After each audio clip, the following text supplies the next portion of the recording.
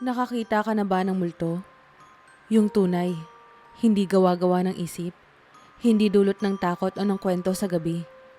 Yung presensyang nararamdaman mo bago ka pa man tumingin sa paligid. Paano kung ipinanganak kang may abilidad na makakita ng mga multo? At paano kung isang engkanto ang makilala mo na alam mong may kakayahang protektahan ka? Ano ang gagawin mo kung isang araw, lalo na kung may gayuma ka na hawak sa kamay mo? Ito ang kwento ni Luciana. Simula pa noong bata ako, alam kong iba ako. Nakakakita ako ng mga bagay na hindi nakikita ng iba. Mga nilalang na nagkukubli sa dilim, umiiyak sa tabi ng mga abandonadong gusali o nagmumulto sa mga lumang bahay. Ang sabi ng lola ko, "Huwag kang tumingin, Luciana. Hindi lahat ng nakikita mo'y dapat mong pansinin." Pero paano ko iiwasan ang tingin kung harap-harapan silang sumusulpot? Sa lungsod, natuto akong magpanggap na normal. Ngunit sa bawat gabi, natutulog akong balot ng kaba dahil sa mga multong dumadayo sa aking kwarto. Kaya, nang magpasya akong umuwi sa probinsya, akala ko makakahanap ako ng katahimikan. Ngunit nagkamali ako. Noong unang araw ko sa probinsya, tahimik ang lahat. Hindi ako nagulat sa mga putol-putol na tunog ng mga kuliglig, ni sa malamig na hangin na tumatagos sa manipis kong damit. Ngunit habang papalapit na ang gabi, nararamdaman kong may kakaiba. Parang may mga matang nagmamasid sa akin.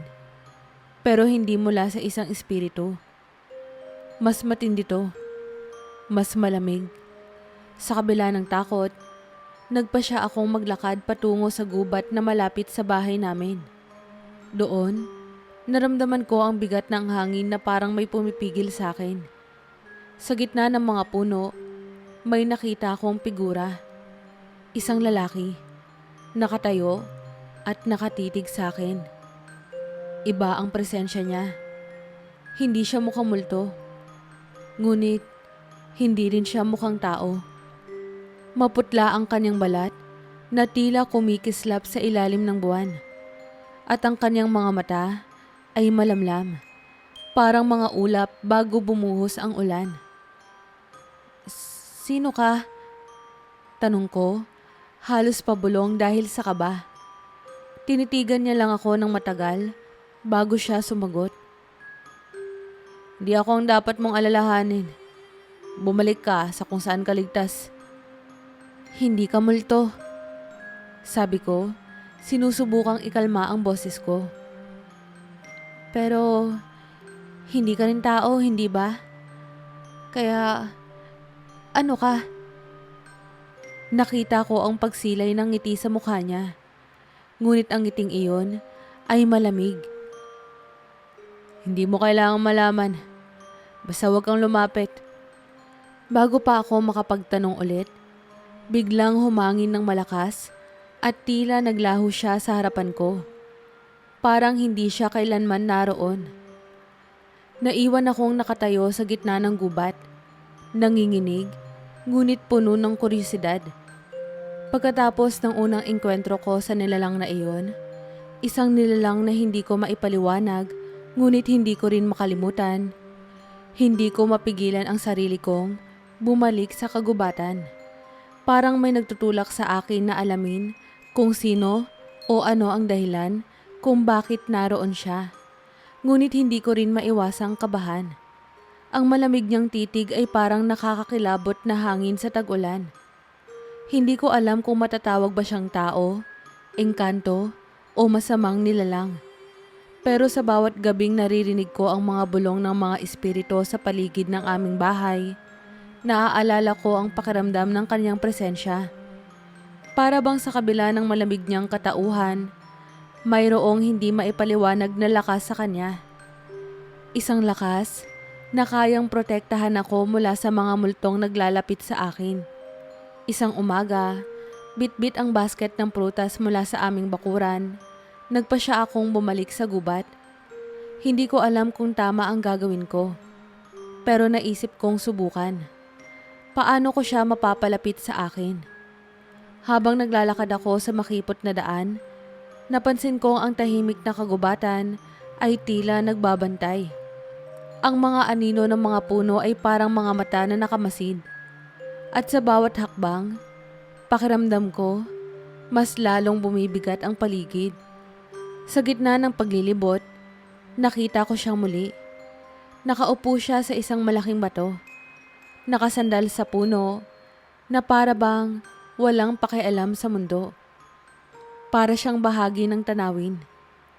Parang palaging nandoon. Ang hangin ay tila huminto nang makita ko siya. "Bumalik ka," sabi niya, hindi man lamang lumingon sa akin. "Hindi ka ba natatakot?" Huminga ako ng malalim, pilit na kinakalma ang sarili. "Oo, natatakot ako. Pero mas natatakot ako na hindi kita makita ulit." Napansin ko ang pag-angat ng kanyang kilay. Ngunit nanatili siyang nakatingin sa malayo. Hindi ko alam kung naiinis ba siya o naaaliw. Lumapit ako ng dahan-dahan. Iniabot ang basket ng prutas na dala ko. "Oh, heto. Para sa'yo yan." Sabi ko, iniwasan ang tingin niya. "Bakit mo ginagawa to?" Tanong niya, at sa wakas ay tumingin siya sa akin. Malalim ang tingin niya, na para bang binabasa ang bawat lihim ng pagkatao ko. Hindi ko rin alam kung bakit ko ginawa yon. Siguro dahil naniniwala akong kailangan ko ng tulong. At siya, ang pakiramdam kong tanging makakatulong sa akin. Gusto kong makilala ka. At gusto kong malaman kung paano mo ako matutulungan. Ngumisi siya. Ngunit malamig pa rin ang ekspresyon niya. "Di mo ako kilala, Luciana. Di mo alam kung ano ako o kung ano ang kaya kong gawin." Nagulat ako nang banggitin niya ang pangalan ko. Kahit hindi ko pa yon sinasabi sa kanya. Pero imbis na matakot, mas lalo akong naakit sa misteryo niya. "Kung alam mo ang pangalan ko, ibig sabihin, kilala mo ko. At kung ganon, ibig sabihin, kaya mo rin akong tulungan." Napabuntong hininga siya. Tumayo mula sa pagkakaupo at tumingin sa akin ng diretso. "Hindi mo dapat hinahanap ang tulong ko. Hindi ako kagaya ng iniisip mo. Ang mundo ko ay hindi para sa mga kagaya mo." "Pero narito ka. At ako rin. Narito ako. At sa palagay ko, may dahilan kung bakit nagtagpo ang mga landas natin." Hindi siya sumagot. Sa halip, naglakad siya palayo. Naglaho na naman sa gitna ng mga puno tulad ng ginawa niya noon. Naiwan ako sa gitna ng gubat. Bit-bit pa rin ang basket ng prutas, na parang isang batang pinagalitan. Hindi ako sumuko. Sa mga sumunod na araw, nagbalik ako sa gubat. Nagdadala ako ng pagkain, bulaklak, o kung ano-ano pang mga bagay na naisip kong magpapalapit sa loob niya. Minsan nakikita ko siya sa di kalayuan, ngunit hindi niya ako nilalapitan. Minsan naman, ramdam ko lang ang presensya niya, ngunit hindi siya nagpapakita. Isang gabi, napuno ng mga bulong ng espiritu ang paligid ng bahay namin. Para silang nagtatangkang pumasok. At ang lamig ay parang sumisiksik sa mga buto ko. Halos hindi ako makatulog sa takot. Kinabukasan, lumuhod ako sa lupa ng gubat. Hawak ang aking puso na parang sinusubukan kong manalangin sa kanya. "Zephyr." Bulong ko. Sa unang pagkakataon ay binanggit ang pangalan niya na hindi ko alam kung paano ko nalaman. "Tulungan mo ko." Sa likod ko, narinig ko ang boses niya. "Bakit ka lumuluhod, Luciana? Ako ba ay isang Diyos na dapat sambahin?" Lumingon ako at naroon siya. Nakatayo sa lilim ng mga puno, mas malamig kesa kailanman, ngunit hindi ko mapigilang maramdaman ang kakaibang uri ng aliw. Ngumiti ako kahit nanginginig. Hindi, pero ikaw ang tanging sagot sa takot ko. Sa wakas, napansin kong hindi siya nawala. Sa halip, nilapitan niya ako. Hindi niya tinanggap ang mga alay ko. Ngunit sa pagkakataong iyon, hindi niya rin ako pinaalis. Sa kabila ng malamig na ugali ni Zephyr, unti-unti akong nasasanay sa kanyang presensya. Hindi niya ako hinahayaang lumapit ng sobra. Ngunit hindi na rin niya ako basta-basta itinataboy. Sa tuwing magkikita kami sa gubat, tahimik kaming magkasama. Ako ay nakaupo sa damuhan. Siya nakatayo, palaging nakatanaw sa malayo. Hindi na kailangang magsalita. Para bang alam na niya ang lahat ng iniisip ko. At kahit papaano, nararamdaman kong ligtas ako kapag nasa paligid siya. Ngunit sa bawat gabing lumilipas, lalong lumalakas ang pananakot ng mga espiritu sa akin. Hindi ko na mabilang kung ilang beses akong napapabalikwas sa takot mula sa bulong-bulong sa dilim ng gabi. Minsan, nagising akong tila may mabigat na bagay na nakadagan sa dibdib ko. Isang masamang espiritu na sinusubukang takutin ako. Noon ko napagtanto na hindi sapat ang paglapit kay Zephyr. Kailangan kong gumawa ng paraan upang matiyak na hindi siya mawawala sa tabi ko. Isang umaga, habang bumibili ako ng gulay sa palengke, nalapitan ako ng isang matandang albularyo. Nakasuot siya ng kupas na saya at may daladalang lumang basket. Tinitigan niya ako ng matagal at nang hindi ko na matiis ang titig niya, ako na ang unang nagsalita. Kilala mo po ba ako, Manang? Tanong ko, pilit na ngumingiti. Ngumiti rin siya, ngunit may halong misteryo ang kanyang ngiti. Hindi kita kilala, ngunit alam ko ang nilalapitan mo sa gubat. Ang engkanto. Nanlamig ang buong katawan ko. Hindi ko maitatanggi, lalo't damang-dama ko ang bigat ng kanyang titig. Paano niyo po nalaman? Huwag mong itanong kung paano. Ang tanong, Luciana, ay kung ano ang handa mong gawin para mapanatili siyang nasa tabi mo. Hindi ko na napigilan ang sarili kong magtanong. May paraan po ba? Maaari po ba siyang manatili sa tabi ko? Inilabas niya mula sa kanyang basket ang isang kwintas na yari sa itim na bato at tila kumikislap kahit hindi tinatamaan ng liwanag. Ito ang sagot. Suotin niya ito at ang kanyang puso ay magiging konektado sa iyo. Ngunit tandaan mo, ang gayuma ay hindi tunay na pag-ibig. Isa lamang itong tali na magbubuklod ng kanyang damdamin sa iyong nais. Kahit may pag-aalinlangan, inabot ko ang kwintas.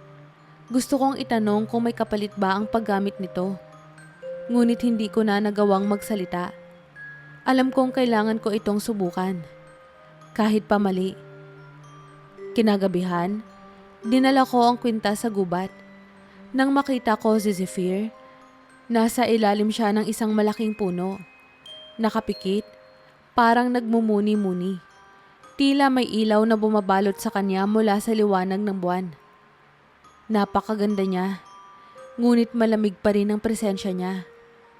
Parang kayang pigilan ng kanyang tingin ang kahit anong panganib. Zephyr, tawag ko. Binuksan niya ang kanyang mga mata. At sa isang iglap, naramdaman ko na naman ang bigat ng kanyang presensya. Lumapit ako ng dahan-dahan. Itinago ang kaba sa likod ng isang ngiti. May dinala ako para sa'yo.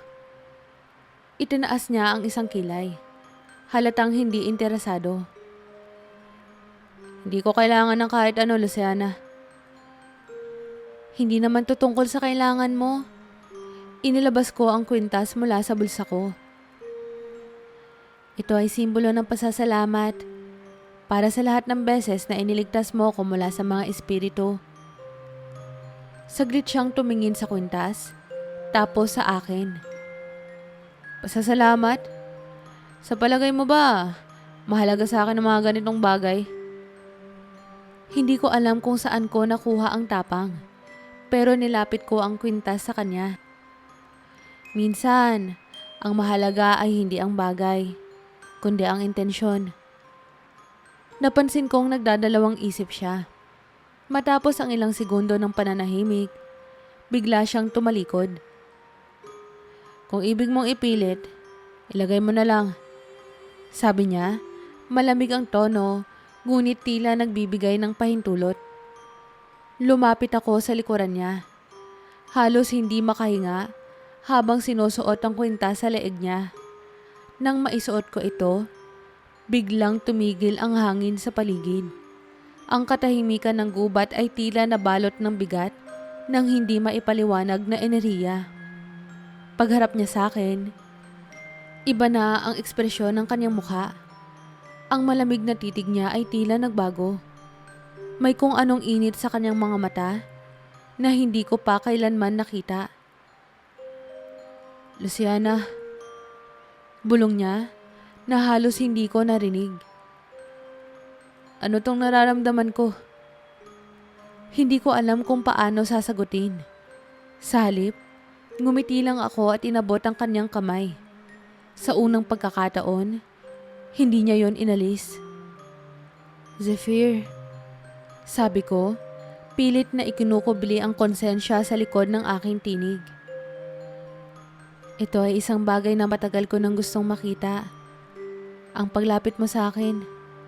Ngunit sa likod ng tagumpay na iyon, alam kong hindi ito totoo. Hindi ito ang tunay na damdamin ni Zephyr. At sa kabila ng lahat, ramdam ko rin ang takot. Paano kung malaman niya ang totoo? Simula nang maisuot ni Zephyr ang kwintas, tila ibang nilalang ang kaharap ko. Ang malamig na presensya niya ay nagkaroon ng kakaibang init na hindi ko inaasahan. Kung dati ay bihira siyang tumingin sa akin ng diretsyo, ngayon ay para bang ako na ang sentro ng kanyang mundo. Napansin ko rin na mas naging maingat siya. Parang laging nag-aalala sa kalagayan ko, na noon ay hindi niya ginagawa. Luciana, madalas niyang tawagin ang pangalan ko, puno ng lambing na hindi ko kailanman narinig noon. Huwag kang maglalakad mag-isa sa gubat. Delikado rito. Ngunit sa likod ng lahat ng ito, alam kong walang katotohanan ang mga nakikita ko. Ang kwintas na isinabit ko sa kanya ang dahilan ng biglang pagbabagong iyon. At sa tuwing tinitignan niya ako ng may pagmamahal sa kanyang mga mata, may bahagi sa akin na gustong sumigaw ng katotohanan. Pero natatakot ako. Paano kung malaman niya? Iiwan niya ba ako? Isang gabi, nagising ako mula sa isang masamang panaginip. Ang mga espiritu ay tila lalong nagiging mabagsik at ramdam kong sinusubukan nilang sirain ang proteksyong dulot ni Zephyr. Nang bumangon ako, naramdaman ko agad ang presensya niya sa labas ng bahay. Lumabas ako at nakita siyang nakatayo sa dilim. Nakasandal sa puno, nakatingin sa malayo. Zephyr, tawag ko, lumapit sa kanya. Anong ginagawa mo rito? Tumingin siya sa akin at sa liwanag ng buwan. Nakita ko ang pagkabahala sa kanyang mukha. Nararamdaman ko ang mga espiritu. Nagiging mas agresibo sila. Kailangan mo maging maingat. Huminga ako ng malalim. Bakit mo ginagawa to? Bakit mo ako pinoprotektahan? Tanong ko, kahit alam ko na ang kasagutan. Hindi siya agad sumagot. Tumingin siya sa langit, parang may iniisip na malalim. Hindi ko alam. Simula na may suot ko ang kwintas na to, pakiramdam ko, kailangan kitang bantayan. Kailangan kitang alagaan. Napatingin ako sa kwintas na suot niya. At ang bigat ng konsensya ay parang sumabog sa dibdib ko. Alam kong hindi niya alam ang totoo, na ang nararamdaman niyang yon ay bunga lamang ng gayuma ng kwintas. Sa mga sumunod na araw, mas naging masigasig si Zephyr sa pagtulong sa akin. Isang gabi, isang napakalakas na espiritu ang dumating sa aming lugar. Ito ang pinakamalakas na nilalang na nakita ko. Ang anyo nito ay parang usok na may anyo ng tao. At ang mga mata nito ay naglalagablab. "Luciana, tumakbo ka!" Sigaw ni Zephyr, sabay harang sa harapan ko. Sa unang pagkakataon, nakita ko kung gaano siya kalakas. Ang bawat galaw niya ay puno ng kumpiyansa. At ang presensya niya ay parang nagdudulot ng pagyanig sa paligid. Ngunit kahit gaano siya kalakas, alam kong delikado pa rin ito para sa kanya. Sa huli, natalo niya ang espiritu. Ngunit pagkatapos ng labanan, nakita ko ang matinding pagod sa mukha niya. Napalapit ako sa kanya. Hawak ang kanyang braso at sa unang pagkakataon, naramdaman kong siya ang nangangailangan ng tulong. "Zephyr, bakit ginagawa mo ito para sa akin?" Tanong ko, halos hindi makahinga sa kaba. Tumingin siya sa akin ng matagal bago sumagot. "Hindi ko alam, Luciana. Pero sa bawat sandali, parang ikaw ang dahilan kung bakit patuloy akong naririto." Gusto kong sumagot. Gusto kong ipagtapat ang lahat. Pero bago pa ako makapagsalita, may biglang dumating. Ang matandang albularyo na nagbigay sa akin ng kwintas. "Zephyr," sabi ng albularyo, at sa kanyang boses ay naroon ang bigat ng katotohanan. "Alam mo bang ang nararamdaman mo ay hindi tunay?" Nanigas si Zephyr. Napatingin siya sa akin. Puno ng paggalito ang kanyang mga mata.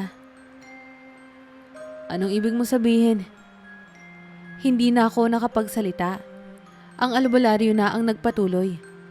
Inilabas ang lihim ng kwintas. Ipanilawanag niya kung paano ito gumagana. Kung paano nito tinali ang puso ni Zephyr sa akin.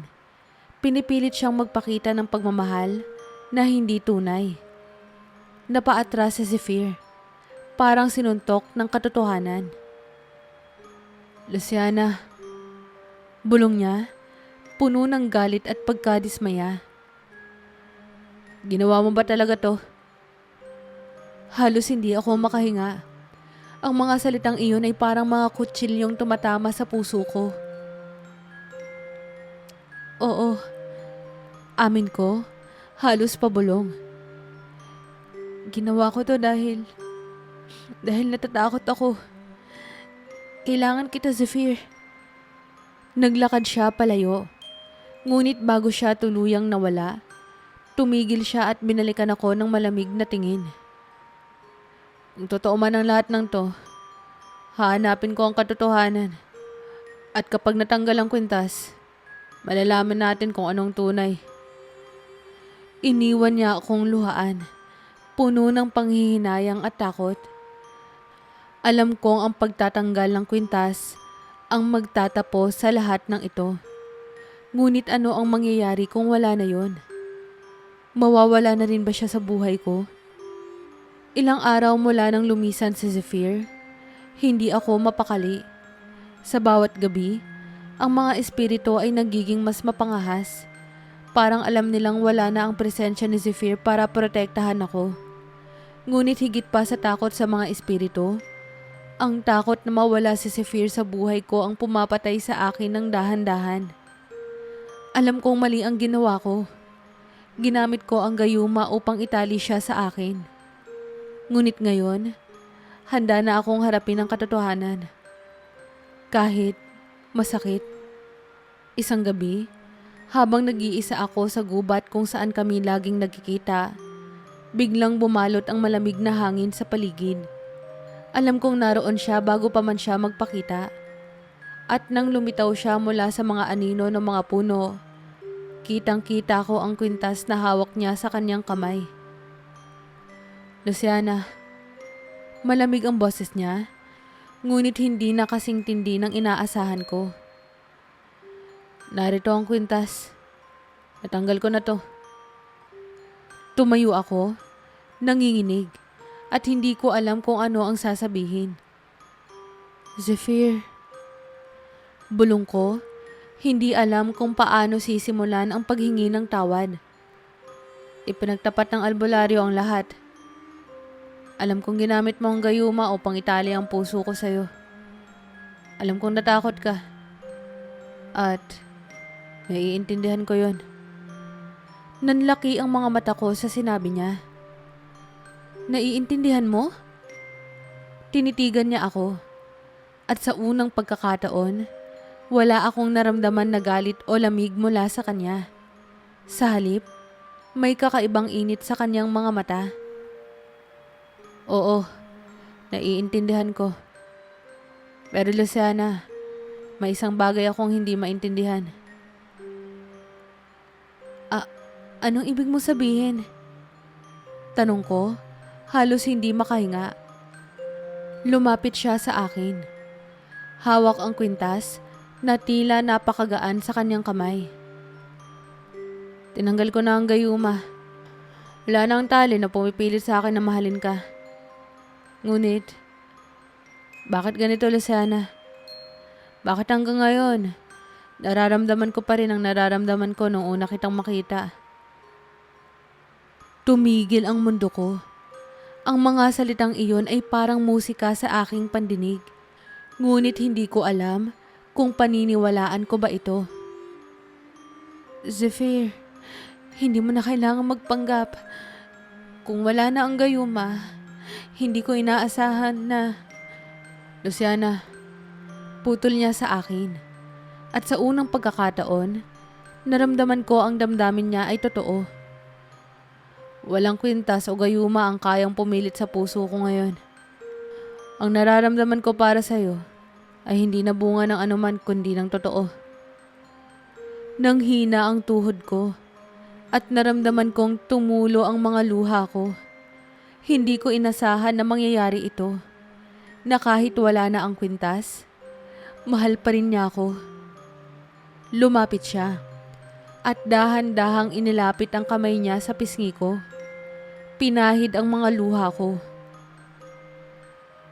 Natatakot ka pa rin ba, Luciana?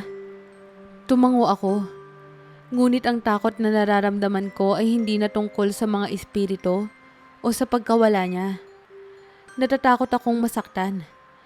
Ngunit higit doon, natatakot akong mahalin siya ng buong buo. Hindi ko alam kung paano ko nagawa to sa iyo. Sabi ko, ang boses ko'y nanginginig. Pero ang tanging alam ko lang, Zephyr, mahal na mahal kita. Sumilay ang ngiti sa kanyang mukha at sa unang pagkakataon, hindi yun malamig na ngiti. At ang tanging alam ko lang, Luciana, ay hindi kita iiwan. Hindi dahil sa gayuma, kundi dahil ito ang nais ko. Sa gabing iyon, magkasama kaming nanatili sa gubat. At sa kauna-unahang pagkakataon, naramdaman ko ang tunay na kapayapaan. Ang mga espiritu ay hindi na muling lumapit. Marahil dahil sa presensya ni Zephyr. Lumipas ang mga araw, unti-unti kong natutunan ang tungkol sa kanya. Ang pagiging engkanto niya ay hindi hadlang para sa pagmamahal na unti-unting namamagitan sa aming dalawa. At sa kabila ng mga takot at pagkakamali ko noon, alam kong ang kwintas na iyon ay hindi na kailanman kailangang bumalik. Dahil ang totoong damdamin ay hindi kailanman maaaring itali. Ito ay kusang lumalago. Ang huling tagpo naming dalawa sa gubat ay hindi na puno ng takot o pag-aalinlangan. Sa halip, yun ay puno ng pag-asa, pagmamahal at isang panata na kahit ano pa ang dumating, kami ay magkasama. Sa wakas, natagpuan ko na ang proteksyon at pagmamahal na matagal ko nang hinahanap. Hindi mula sa isang gayuma, kundi mula sa isang puso na tunay na nagmamahal.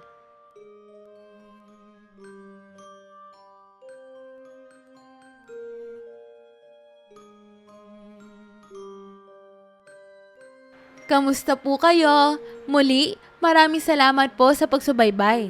Huwag niyo po sanang kalilimutang mag-like at mag-subscribe. Hello po sa mga bago ko pong subscribers at hello din po sa mga dati ko ng subscribers. Mahal na mahal ko po kayong lahat. Have a nice day po!